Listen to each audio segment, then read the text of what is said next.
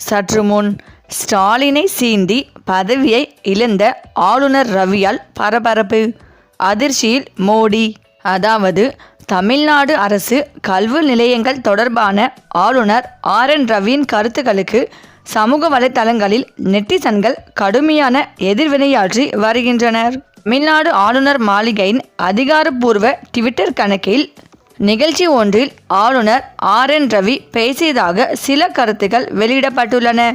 அதில் தனியார் நிகழ்ச்சி ஒன்றில் பேசுகையில் ஆளுநர் ரவி தேசிய கல்விக் கொள்கையை இந்தியாவின் கல்வி நிலப்பரப்பின் அடிப்படையில் மாற்றியமைத்த ஒரு திருப்பு முனை தருணம் என்று பாராட்டினார்.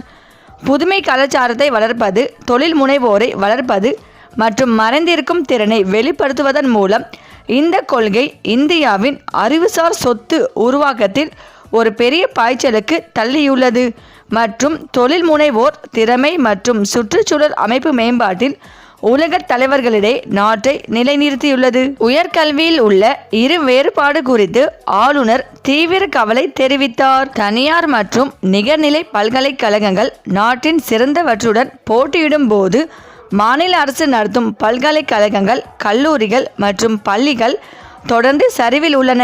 தரத்தில் ஏற்படும் இந்த சரிவு ஏழை மற்றும் ஒடுக்கப்பட்ட இளைஞர்களின் எதிர்காலத்தை கடுமையாக பாதிக்கிறது. அவர்கள் முதன்மையாக தங்கள் கல்வி மற்றும் வாய்ப்புகளுக்காக இந்த அரசு நிறுவனங்களை நம்பியுள்ளனர். விக்சித் பாரத் மற்றும் விக்சித் தமிழ்நாடு நோக்கிய பயணத்தின் போது இவ்வளவு பெரிய தங்கள் தரமான கல்வியை இழந்திருப்பதை நாம் ஏற்றுக்கொள்ள முடியாது என ஆளுநர் மாளிகையில் பதிவில் குறிப்பிடப்பட்டுள்ளது. ஆளுநர் ரவிக்கும் தமிழ்நாடு அரசுக்கும் இடையேயான மோதல் போக்கு என்பது தொடர்ந்து நிலவி வருகிறது. பதவிக்காலம் முடிந்தும் ரவி ஆளுநராக தொடர்ந்து வருகிறார்.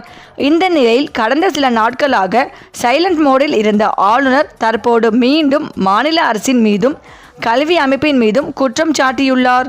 பல்வேறு சர்ச்சைகளை எதிர்கொண்டு வரும் தேசிய கொள்கையை பாராட்டியதோடு நாட்டிற்கே முன்மாதிரியாக இருப்பதாக கூறப்படும் தமிழ்நாடு அரசின் கல்வி அமைப்பை ஆளுநர் ரவி தரமில்லை என குற்றம் சாட்டியுள்ளார்.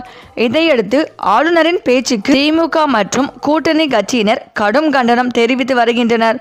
பாஜகவின் நிர்வாகியை போல் பேச வேண்டாம் என்றும், தேசிய அளவில் கல்வியில் தமிழ்நாட்டின் தரம் மேலோங்கி இருப்பதாகவும் மத்திய அரசு வெளியிட்டு வரும் தரவுகளே அதற்கு சான்று என்றும் களமாடி வருகின்றனர். ஏற்கனவே தமிழக அரசுக்கு சாதகமாக உச்சநீதிமன்றத்தில் தீர்ப்பு வர உள்ளது.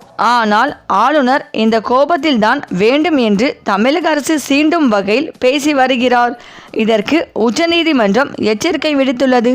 இதனால் எப்போது வேண்டுமானாலும் ஆளுநர் ரவி பதவி பறிக்கப்படும் என்ற அச்சத்திலே அவர் இறந்து வருவதாக ஒரு தகவல் பரவி வருகிறது.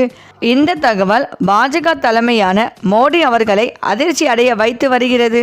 சரி, இந்த வீடியோ பற்றிய உங்கள் கருத்துக்களை கமெண்ட்ல சொல்லுங்க. மேலும் இந்த வீடியோ உங்களுக்கு பிடித்திருந்தால் லைக் பண்ணுங்க, ஷேர் பண்ணுங்க, மறக்காம நம்ம சேனலை சப்ஸ்கிரைப் பண்ணிக்கோங்க. தேங்க்ஸ் ஃபார் வாட்சிங்.